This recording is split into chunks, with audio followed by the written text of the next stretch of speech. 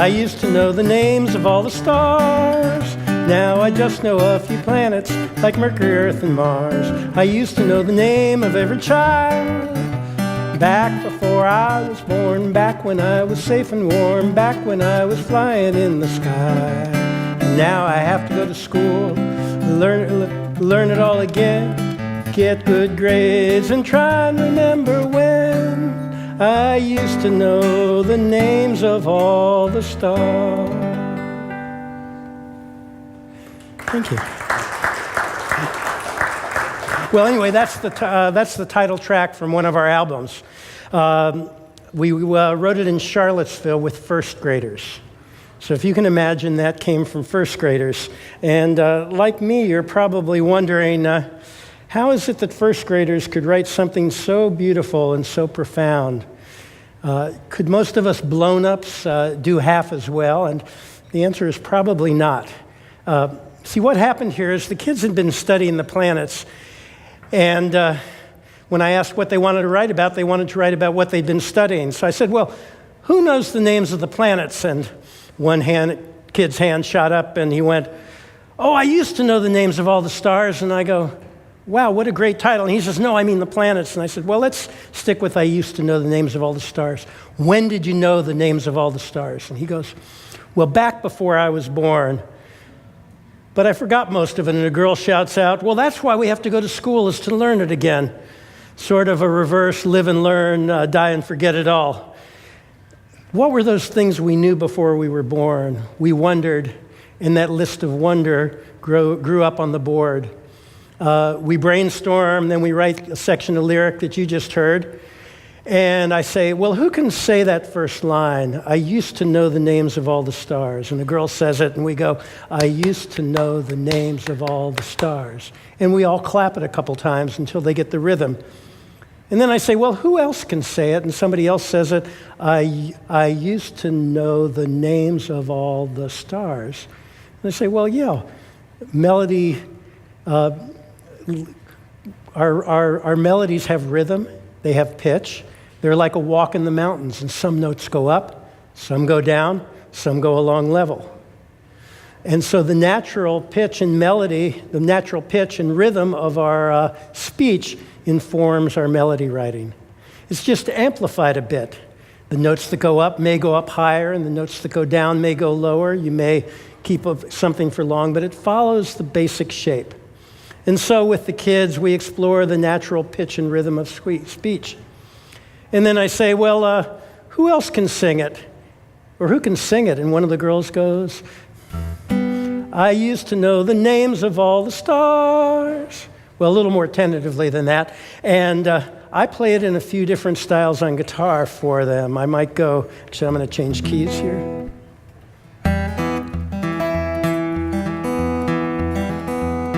I used to know the names of all the stars. Now I just know a few planets like Mercury, Earth, and Mars. Kinda. Then we try it maybe as a ballad. I used to know the names of all the stars. Now I just know a few planets like Mercury, Earth, and Mars. Well, they didn't like that one very much, as you can imagine. And maybe we do it as a blues. Oh, I used to know the names of all the stars. And now I just know a few planets like Mercury, Earth, and Mars. Well, not quite, and then we try. I used to know the names of all the stars. Now I just know a few planets like Mercury, Earth, and Mars. And they go, yeah, that's it. That's exactly it. And so we sing the first line over and over again until someone comes up with the next line. And then we sing that until someone comes up with the next line. And pretty soon we've finished a verse or a chorus. We sing the whole thing, but I kind of mess up the words. I go, oh, I used to know the names of all the stars. Now I just know a few planets like Mercury, Earth, and Pluto. And when kids raise their, no, that's not right. And one kid says, you forgot the words, it's Mercury, Earth, and Mars. And another one says, besides, Pluto's no longer a planet, it's a dwarf. Another goes, no, he's a dog. And my mistake becomes the inspiration for the next verse. I used to know the words to all the songs. Now I only know the melodies and I just hum along. I used to know the language of the birds, the robin and the blue jay. I always knew what they would say, the prettiest song that I'd ever heard. Now I have to go to school, learn it all again, get good grades and try and remember when I used to know the names of all the stars. Thanks. Well, back in 1999, I made this incredible and very accidental discovery that kids make the greatest co-writers for songs. It was profound and electrifying for me. I had been asked to come do a 3-week residency in Rappahannock Elementary School, which is where we live. A friend of mine was organizing it, and she was a choreographer, and there was a visual artist.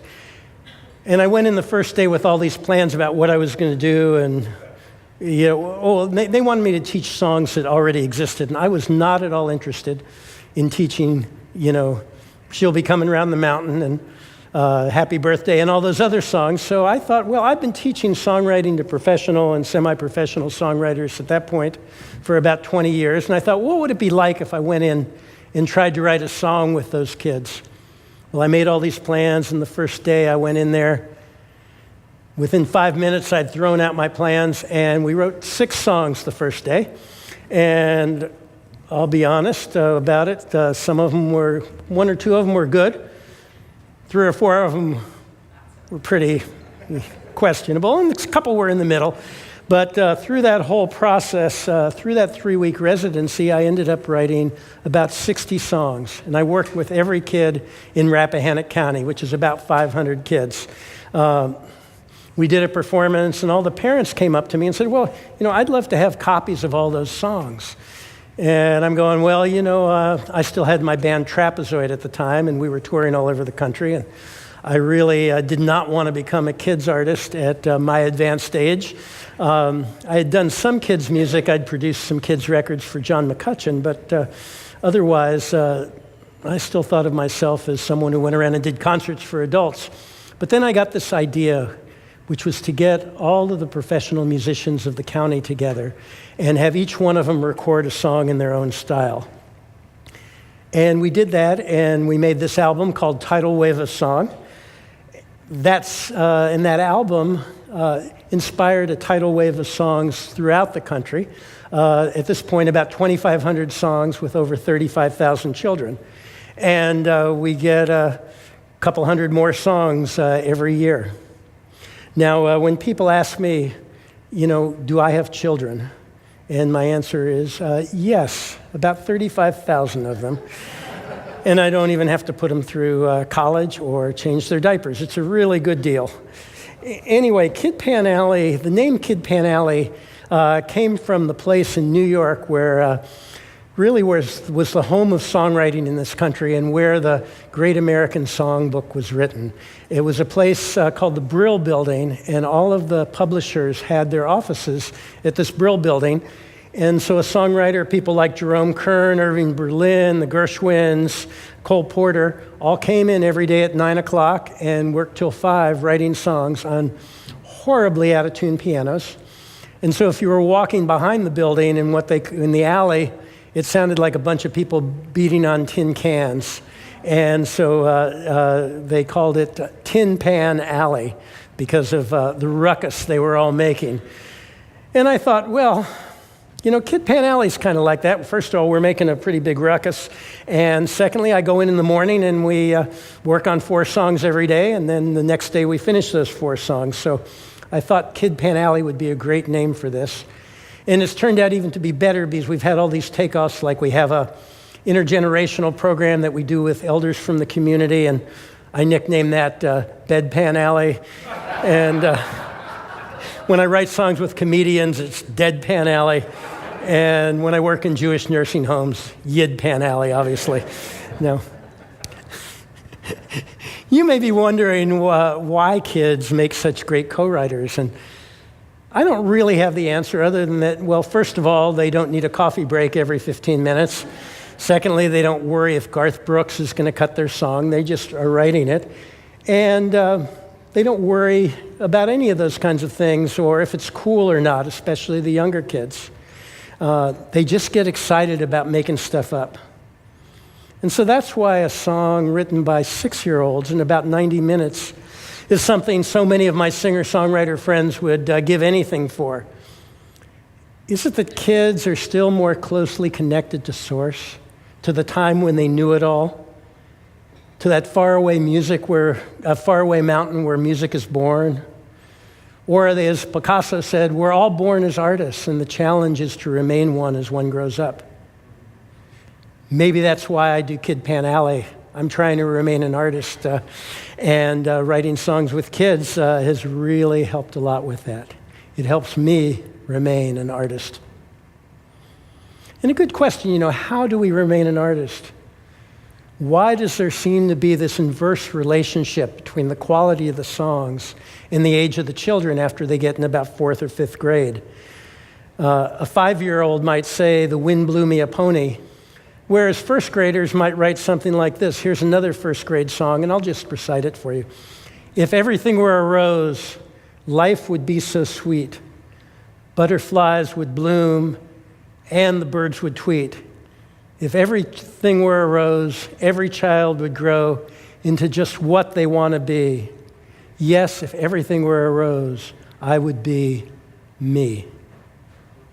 Why do we lose the wonder? And that's wonder. Is it all those things, or are kids discouraged from the creative by the careless things said by a parent or a teacher? I know we all have our stories about why we don't do art anymore.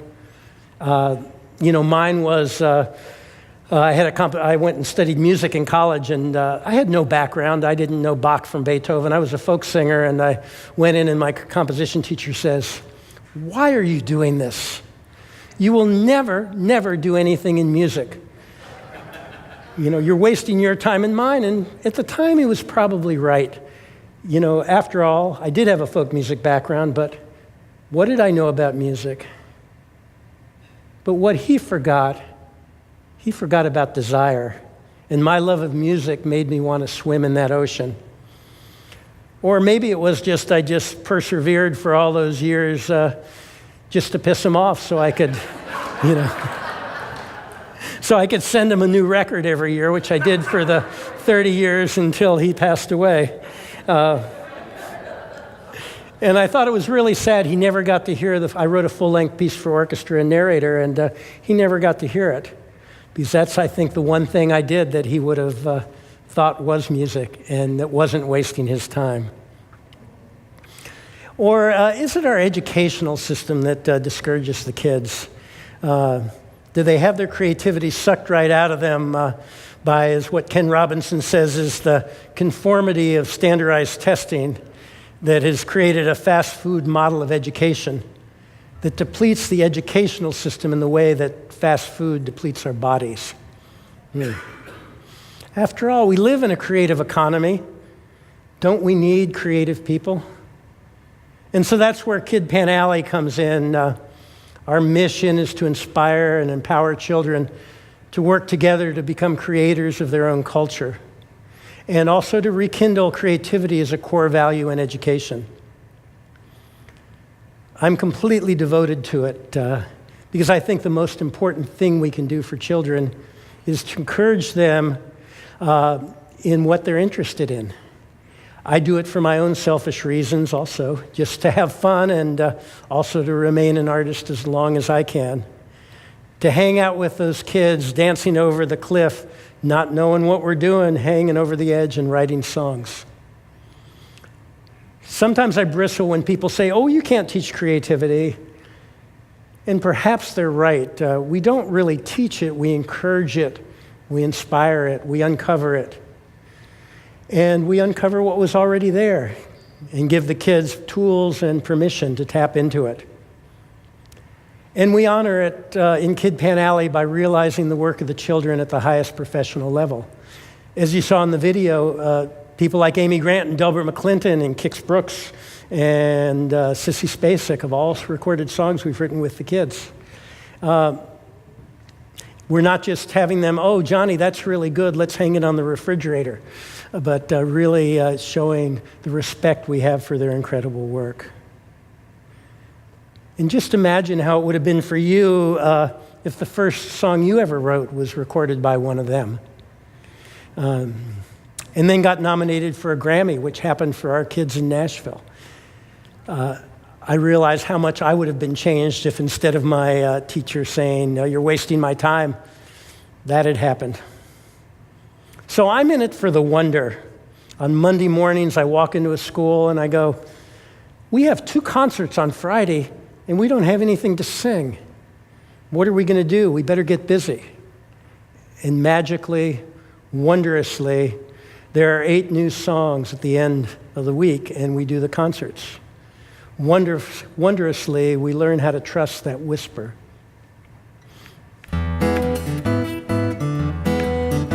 I used to know the leaf of every tree. Now it's just a forest in the dusk of evening. I used to see the God in everything. Now it's just a rustling, a whisper that I'm trusting when the redbud blossoms in the spring. Now I have to go to sleep, learn it all again. Let my dreaming take me to the place where it began. When I used to know the names of all the stars.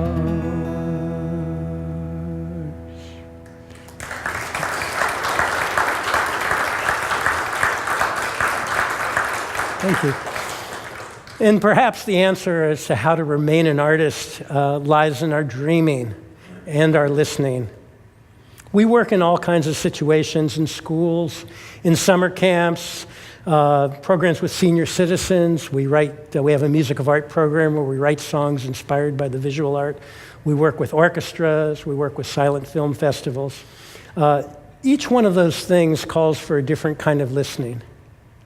We've also started to work with nonverbal children with profound autism. Somehow, through a really deep listening, we can all write songs together. Well, another project we undertook a few years back was working with kids who were in transition from homelessness. We took them to the Corcoran Gallery of Art as part of our Music of Art program, and they chose this 30-foot tall sculpture to write about. It was a metal sculpture of a heron that was wrapped in chains and stuck in the mud. And I asked them, well, how does this sculpture make you feel? And one of the boys said, well, it makes me feel like we should never give up. And I was so inspired by that, and we wrote the song, We Need No Excuse for Dreaming.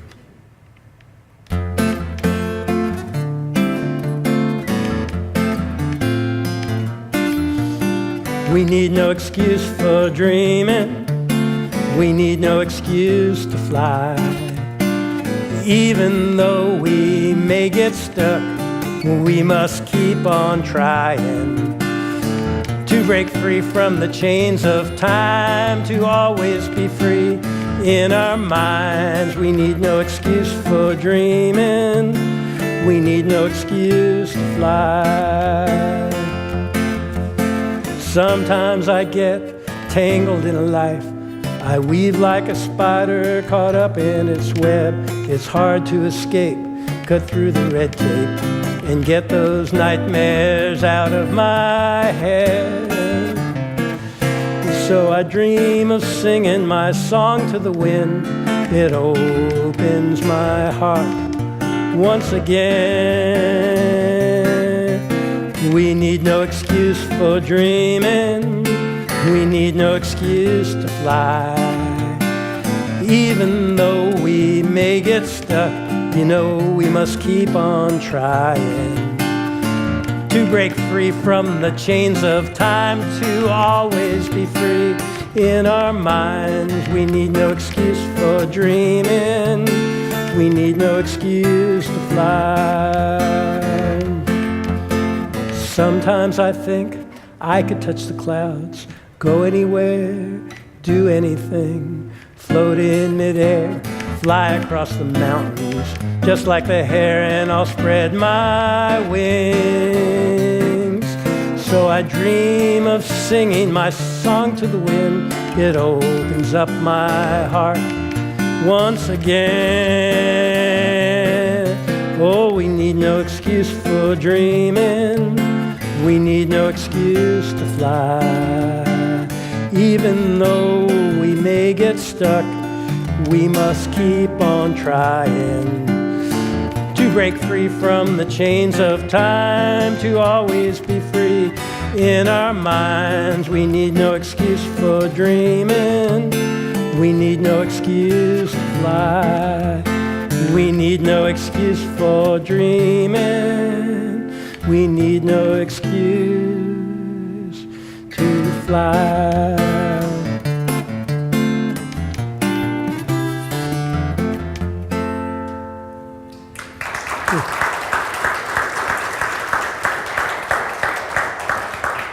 Yes, we don't need an excuse for dreaming. So I hope you'll all go home and dream yourself a song or a story or a poem, and help also, won't you encourage the children to put their dreams into song that inspire them and that inspire us?